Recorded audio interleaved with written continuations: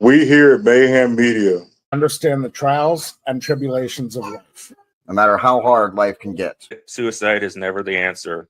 There's more assistance available today than ever before. If you or a loved one are suffering from suicidal thoughts, please don't try and take it on alone. Call or text 988 if you live in the U.S. Or if you're in Great Britain, call 116123 or text 85258. The world is a better place with you in it.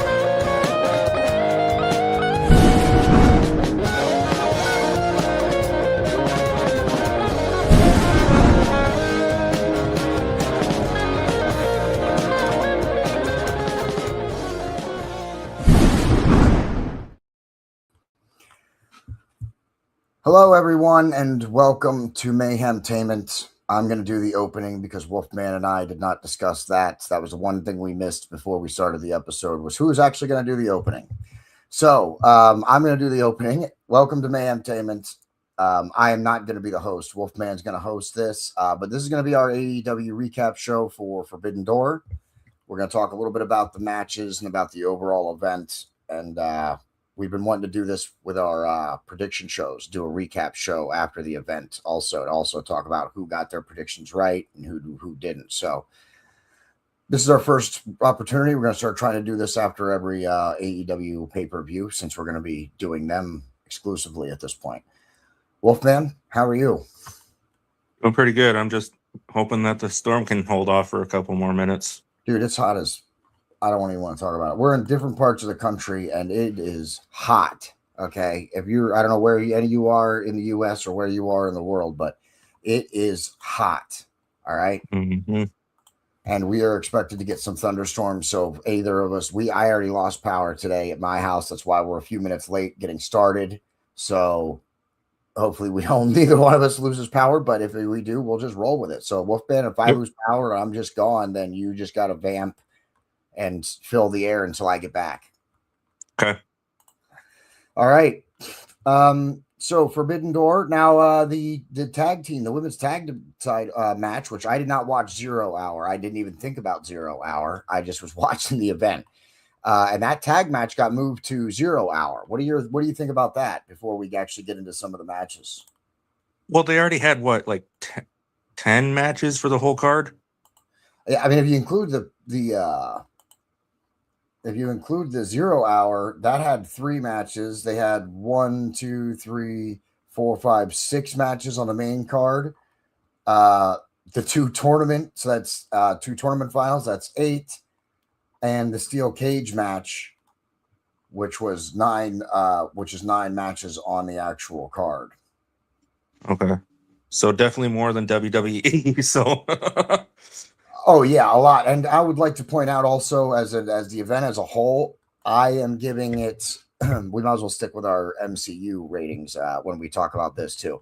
I'm giving this one a 4.5 Jolly Rogers out of 5. I think this was a very, very good pay-per-view. I think all of the matches did great. Just like I thought there'd be a few quicker ones. We had some really great length on a lot of the matches. A lot of the matches went longer than I thought they would. Yeah. Yeah, a lot of the results I saw were surprising, but as long as they did better than the WWE pay-per-view that I heard about, I'm happy. Yeah, and I see we have lots of viewers tuning in at the moment. So if you watched AEW Forbidden Door, leave a comment on what your favorite match was, and then we're going to go through these and talk a little bit about them. Do you have a match you want to start with first, Wolfman? Let's start with the cage match.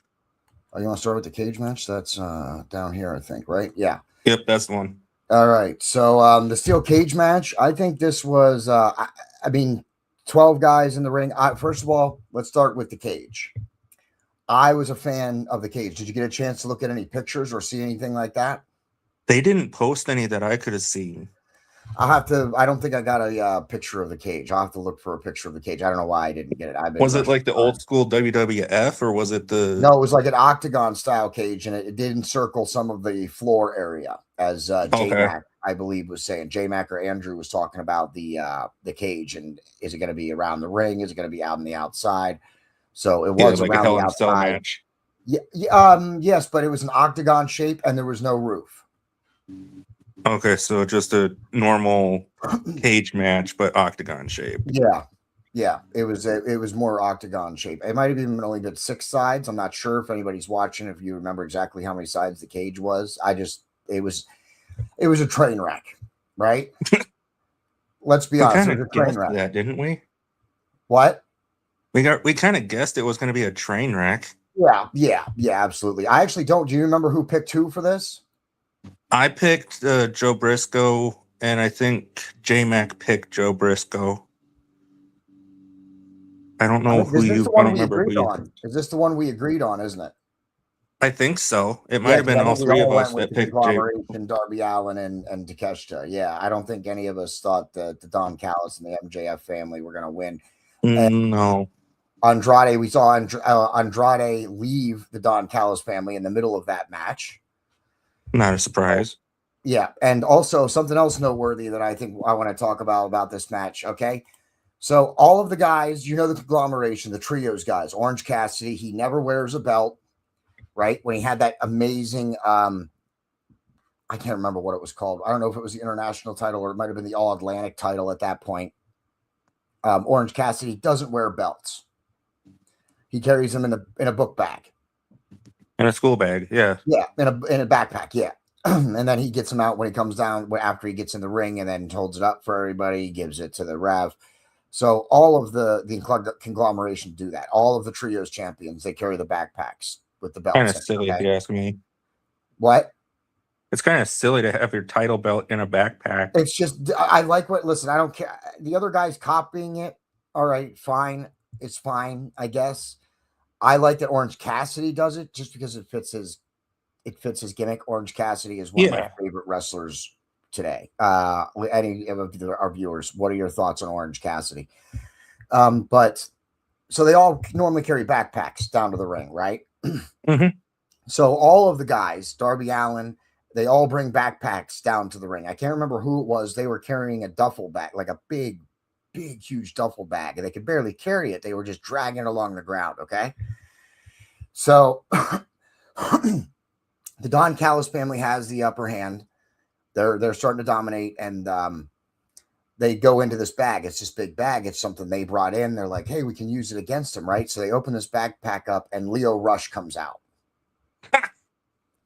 It was the best thing ever. He comes out, and all of the Don Callis family freaks out because all of the conglomeration and Team Briscoe guys, they all get knocked down. It's one of those, one of the times where they were changing the momentum of the match, and then they open it up, and Leo Rush is in there. He clears house, and he starts beating everybody up, and then they knock him down. Like I think it was the big guy Jack Doyle, like hits a big clothesline arm or a power bomb or something like that, and then just ragdolls him. And then they throw him outside the ring, and then as quickly as they can, zip him back up in the backpack, wrap a chain around it, and then push it underneath the ring. I was freaking out. I was freaking out. I'm like, this is the best thing. This is what this match needed, because it was a bunch of crazy extreme spots, just like we thought. 12 guys in a cage, it was going to be a train wreck, right? That gave such a moment of shock and laughter and amusement, at least for me, when I saw Leo Rush come out, because he's fucking scary as shit, dude. I love that they're playing into that everybody's just scared of him and nobody wants to be, around him. I think that's perfect. So he goes hopping around the ring, he clears house. Man, it was great. And then when they zipped him back up in the bag, that's when I was just holding my sides laughing. Now the last part of that is after they win the match, the conglomeration, they take the bag with them and they take it back to the back. They don't let them out, but they don't leave them under the ring in the backpack either. They carry the bag back to the back with them. So just wanted to point that out for continuity purposes. Like, it was good. So I really enjoyed that match. It's with, I don't want to say it was too extreme because we knew that's what it was going to be. So no, I think it was a real good match. I'd definitely give that match like at least a 4.5 out of 5. Yeah. All right. Which one's next, man? Edge and Christian versus the Dogs. Versus the Dogs, yes. And Edge and Christian won this. Was this another one we agreed on? I think so, yes. Or did you take the Dogs? No, I did not pick the Dogs. I took Edge and Christian. I can't imagine that I picked the Dogs, but maybe maybe I was feeling weird about it. But Edge and Christian retained the belts. It was a good match, solid tag match. I don't have any complaints. Edge and Christian still can still get it done. I think it was a good match. I don't think I'd give it just a 3 probably, but maybe a 3.5. But that's not that. I don't want people to think that I think it's bad. It was a really good match, but it wasn't compared to some of the others. It was a good match. That's all. It wasn't anything super spectacular or anything that super stuck out in my mind. It was a real good match, a solid match to have on a card. Mm-hmm. Yeah, and you can't go wrong with Edge and Christian. Yeah, and the Dogs do good. I don't like them, but I'm starting to like not liking them, if that makes sense. Yeah. It's a love-hate relationship. No, it means that I'm starting to like them as not like I like them as heels. I like booing them. Like I don't want to like them. So you know what I mean? Like they're making me not want to like them. Yeah. All right. Let's go with the Starlight Kid match next. Sorry, I'm trying to share this out to a group. We actually have a decent amount of viewers today, so I want to try and get a few more and share it out to some of the groups as well. We got a comment. Let's check that out first. It's probably J-Mac, Headlocks, Heels, and Havoc. Shout out J-Mac. Hey man, I don't know what you're doing, but if you're not busy and you want to jump in, send us a comment. We can bring you in quick if you'd like. In fact, let me which one did you want to do next? Starlight Kid. This is the one that got bumped off the main card. And Did the Dominion end up winning? I actually don't know. Hold on one second. I can look at that real quick. Because I didn't see that on the results. Yeah, they did. Okay. All right. Well, that's one I got wrong. I was just going to also send a message to J-Max, see if he wanted to join us, but there he is. See if he wants to join us.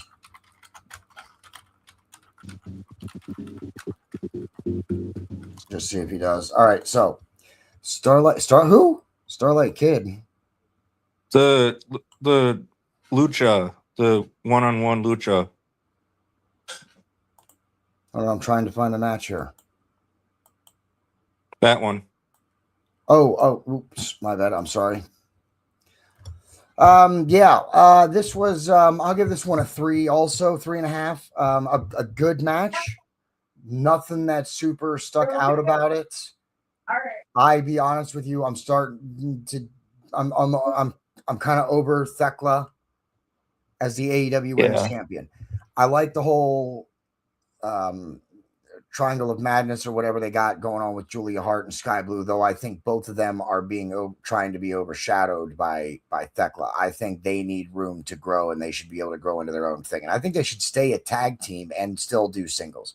I think Julia Hart and Sky Blue are some of the best women in wrestling right now, or at least up and comers. Maybe not necessarily the best right now, but up and comers. J-Mac says he appreciates it, but maybe it looks like maybe he's not. Yep, he is not. Prayers are with you, J-Mac, though. I know you're got some personal stuff going on, so that's not a problem. We're pulling for you, J-Mac. Yeah. I don't remember who I picked in this. I'm not going to remember who I picked in these. I'm sorry. I think you picked Vecla. Yeah, that's what I would think too. Did you pick Starlight Kid? Yeah. Yeah. So you got this one wrong. I got this one right. It's not bad that you picked her. I just think that for whatever reason, they're really pushing Thekla right now. I don't know. Yeah, and she's really going dark, man. I mean, like dark. I mean, that doesn't bother me either. Julia Hart and Sky Blue seem, are kind of like that too. So absolutely, buddy. So Got your back, J-Mac. yeah. But this match was fine. It was a good match. That's all. All right. Okay, that's the one that was bumped to the pre-card, and I actually didn't watch the 0 hour. I completely forgot about 0 hour. Which one you want to do next? Whichever one. All right, let's do Saber. Let's just do this one because I know where it is. And listen, all right. Yep. This is definitely. I'll give it a 3 stars because Kenny Omega was in the match. One thing I figured out in this match, I am not a Zack Sabre Jr. fan. Nope. I don't think I am either. I don't get it. He was fine in the ring. He did fine. I don't get the rivalry between him and Kenny Omega. Listen, and I'm not a Kenny Omega fan. Okay. My favorite part, my favorite run of Kenny Omega is when him and the Young Bucks went heels, and those were those arrogant, pompous heels because I wanted to boo them anyway. So Yeah. that was my favorite time of Kenny Omega is when he was a heel.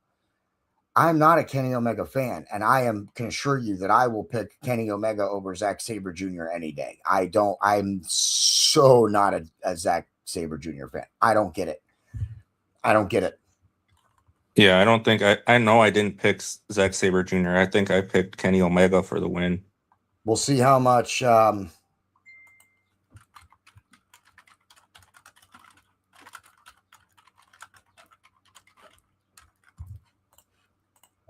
on, I don't know that he's gonna join, but the one and only Connor Clarkson hit me up. He's joining me for an episode on our sister brand in a little while. So in a short while. So he just hit me up to let me know he was ready then, and I told him, well, I'm live at the moment, so tune in or hop in. So this match, I'll give it 3 stars, but only because I think Kenny Omega. I enjoyed watching Kenny Omega. I'm not a Sabre Jr. fan, dude. I'm not. I'm just not. Just can't do it. You know what I mean? Mercedes Monet versus Blue. Wait, not Blue. Maya World.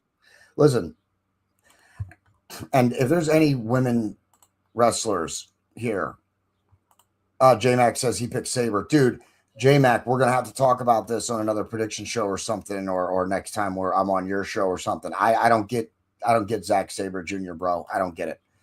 But Take now, it out of his paycheck. For the women's match here, listen, I thought Maya World did great. I think I would like to see more of her. I think she looks like a real good wrestler. Mm-hmm. What is up? You didn't get to watch it, Wolfman. So any women wrestlers, any women viewers who are tuning in, if you're gonna wear a kind of outfit that she did, why? When it can fail on you, when you can have an equipment wardrobe malfunction, how does that help you in the ring? It didn't. It slowed her down. It was noticeable. It delayed the match several minutes at 2 different points. So please, if you're out there, explain to me what the point of having an elaborate outfit like that is if the potential for it to fail could increase. Do you know why guys don't suffer equipment malfunctions? They're usually wearing tights or pants with tights underneath. Yeah. You know what I mean? Or singlets. You know what I mean? Women got hooks and straps and Velcro and snaps. They got them everywhere. If you're going to wear that stuff, make sure it can come off before the match. That's my thing. Wolfman, you'll have to go see if you can check this out. Oh, he was just going against the grade. Not a problem, J-Mac. That's good. I don't know if you got to watch it, bro, but if you have any comments about Maya World's equipment malfunction, I would like to hear about that. But listen, I thought she did great, but man, her equipment malfunction, her whole uniform was coming apart, dude. It happened early, like 3 minutes in, bro.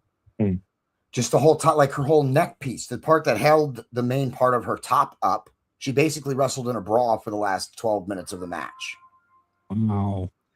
Because the whole top of her thing came undone. The whole top of her thing came undone. Now, nothing popped out. Everything, it was clearly her tights that she wore underneath her big elaborate outfit. So thank goodness she had that on. But why are you going to wear, if you're going to wear something elaborate, make sure it can unhook and come off, and it's not essential to your tights, to your wrestling tights in the ring. That's just my opinion, because that really killed her in that match.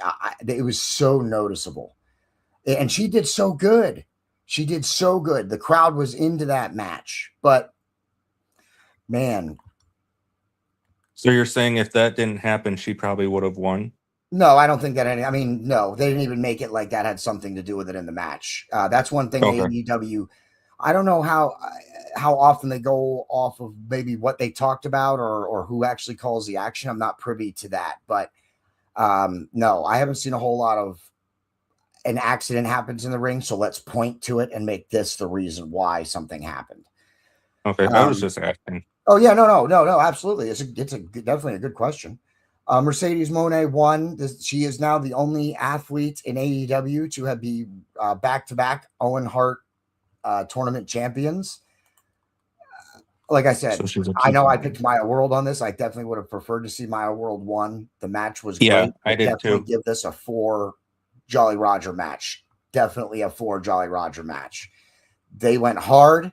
They did great, both Sasha Banks and Maya World. And Sasha Banks, they ended up giving it to Sasha Banks, and that's fine. I get it. Like I think I had mentioned that she had lost all those belts. Actually, I don't know if I did pick Sasha Banks, maybe because she lost all those belts. But yeah, they did give her the win, and I just wanted to point out the Maya World. You don't think she's going to try to get those belts back, do you? No. That was. I think I would imagine that's a one and done kind of a run. Okay, because I thought that was kind of ridiculous having her all those championships. I do partially agree with that, but like I had said in another episode, those independent companies got a lot of eyes on them because of that, and it was still a great run. It was still a good run to see. You know what I mean? I get the too many belts thing, but in that instance, it wasn't so bad. Let's see, where are we at? Let's see. Pac versus Umino. Shoto Umino for the IW Umino won this Global one. Heavyweight Championship. I'm pretty sure I don't know if I knew what this was for. Like I said, I'm not going to remember who I picked. It's just not going to The IWCP Global Heavyweight Championship. Shota Umino retained. It was a good match. I'd give it a 3-star, 3.5 star. Good solid match is what that was. I don't have there's nothing really particular that super stands out, but I wasn't bored at any point in time in it. I was into it. I liked the match unfold. So I'm going to give it a 3-star match. You got to realize that with AEW, I'm a fan. Wolfman's a fan.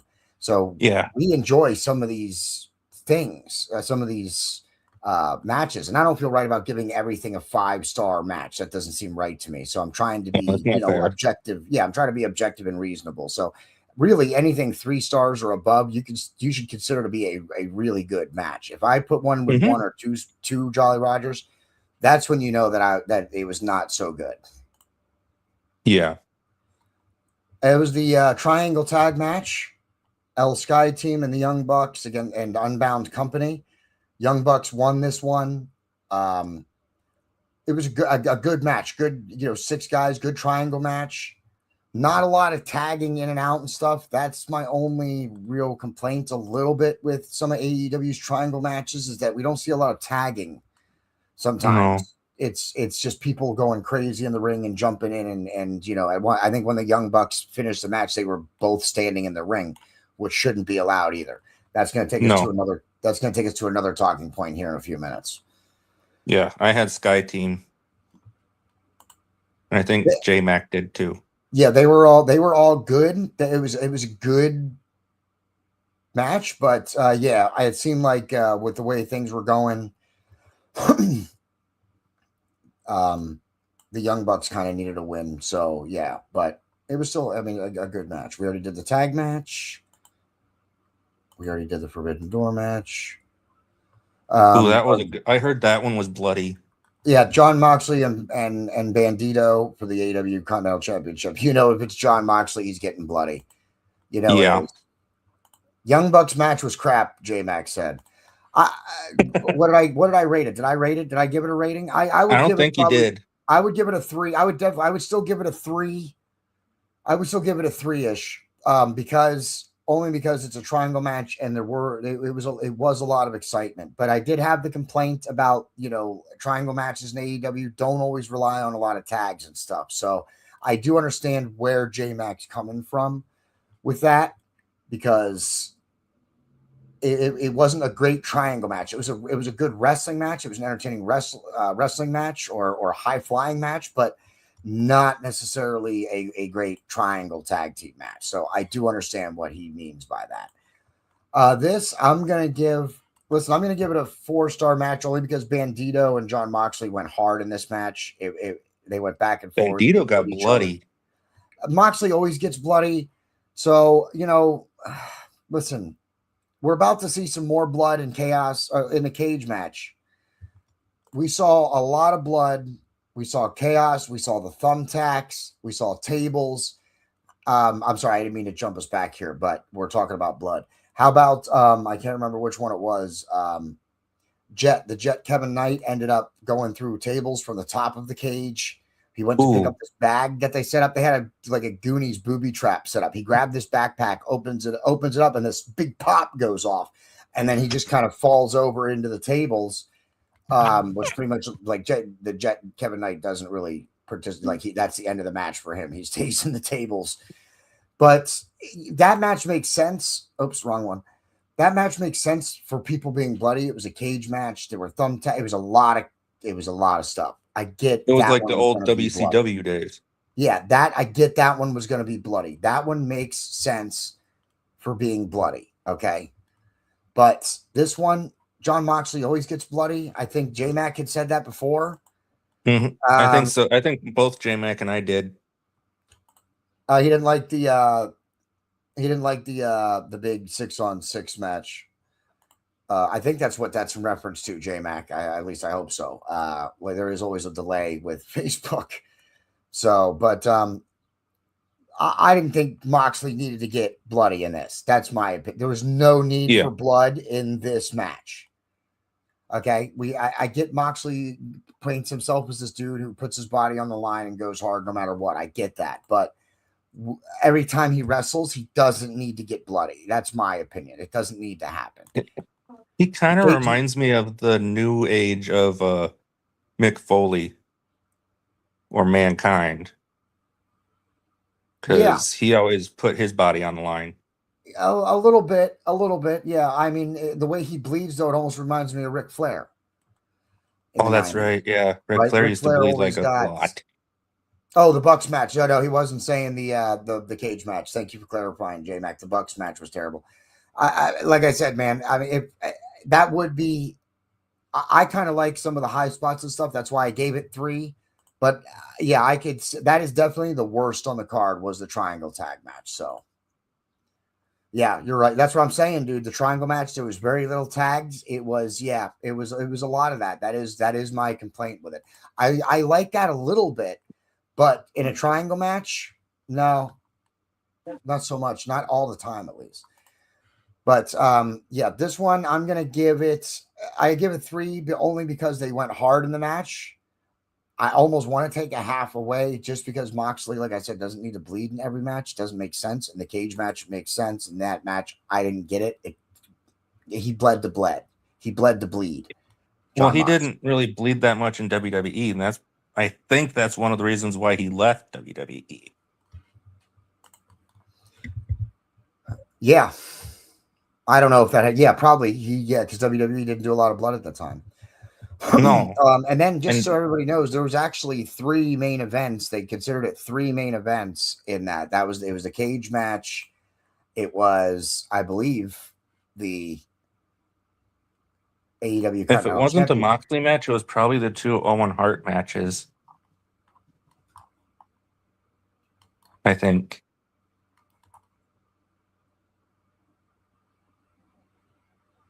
Actually, it's not specifying to me which one was what. So in my list here, I just know it was a triple main event. So, and the last match on the card was Swerve Strickland versus Will Ospreay, which also got enormously bloody. No Enormously surprise. bloody. He is trying to be the king of bleed. Moxley's trying to be the king of bleed. Absolutely, J-Mac. Yeah. Although these two guys here that we're talking about right now might be trying to give him a run for his money if they continue to bleed like that, because that was way too much blood. Let's start there. Okay. I agree with some of the indie wrestlers that have come on that said, blood's warranted and it makes sense. I get it. And I understand that this is supposed to be like a battle.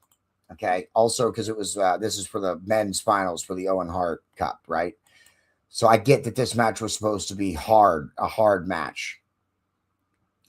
Yeah, and if I That was remember way correctly too from the much blood, result, bro. Dude, that was way too much blood, bro. Listen. I think Will Ospreay won. Yes, he did, which I definitely picked Swerve Strickland because I wanted him to win, and I thought he deserved it more than Will Ospreay, but they gave it to Ospreay. It makes sense. In all honesty, it makes sense for Tony Khan. They are the shots for All In at Wembley Stadium. Why would you not have the dude who's going to draw in England be the guy who's challenging for the title? But I'm a Swerve Strickland fan, and I think he deserves it. And I know J-Mac's not a Swerve Strickland fan, but I am a Swerve Strickland fan. And I think I want to see him get another run. I want to see him get another shot with the title. I want to see him be on top again.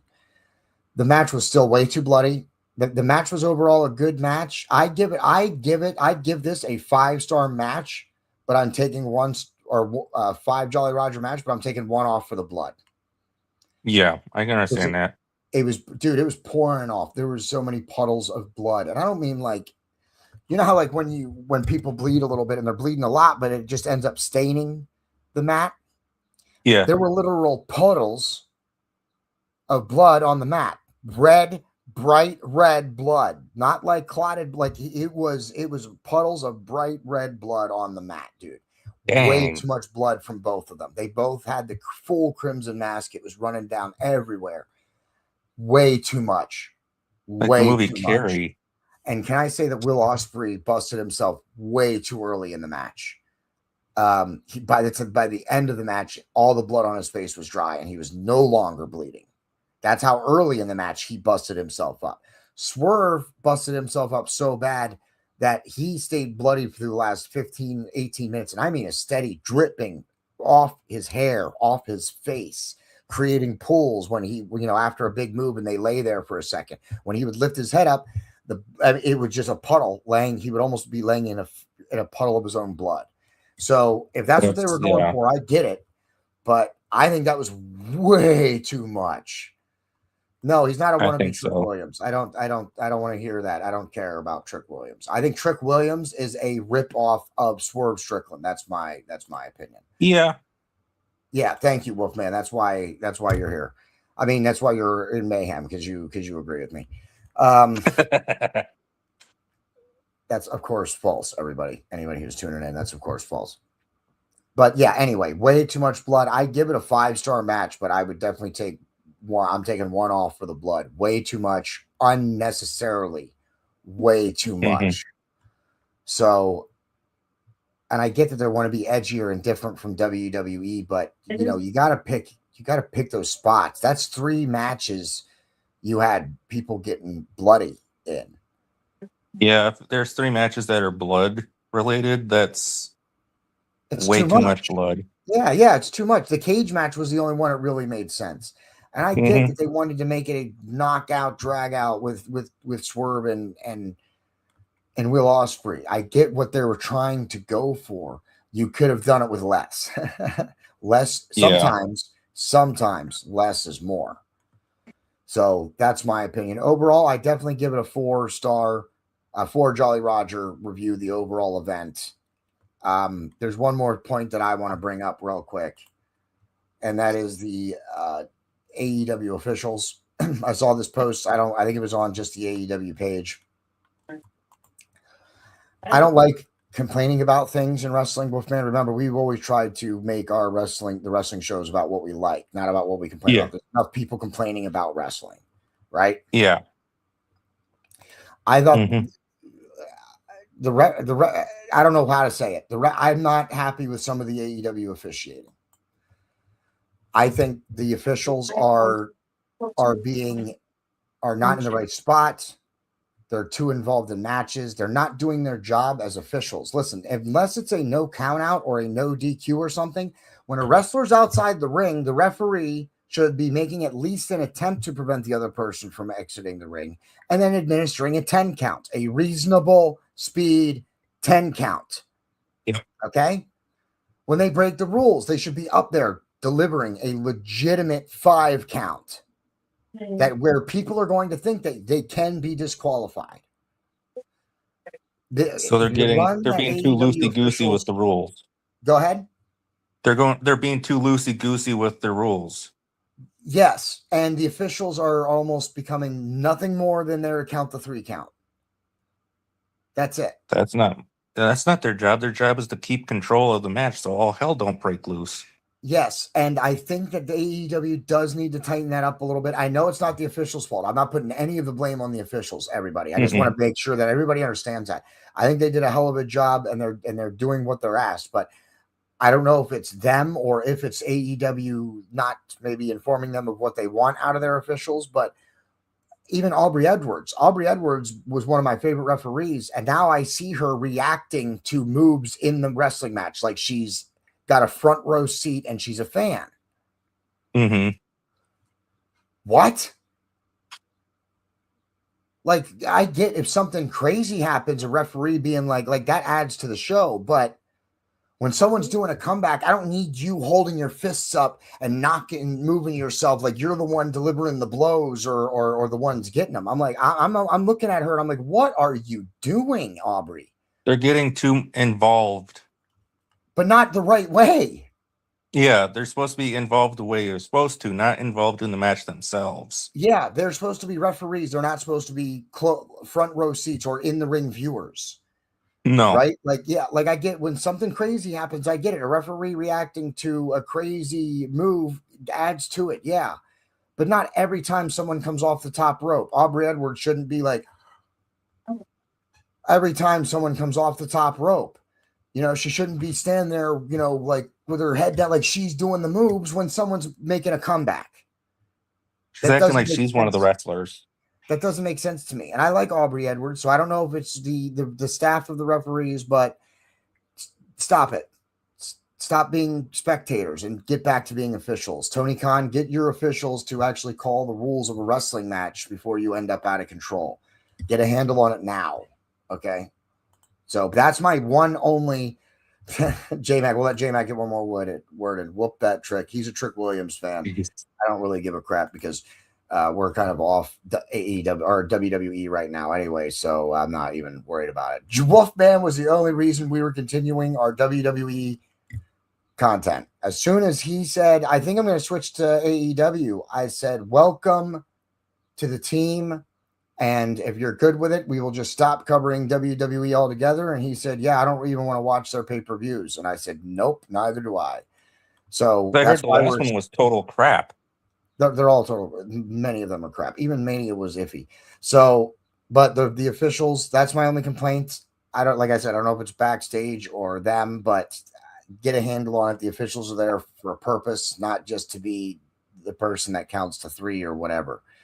So, overall, 4 stars, or 4 Jolly Rogers out of 5 for Forbidden Door.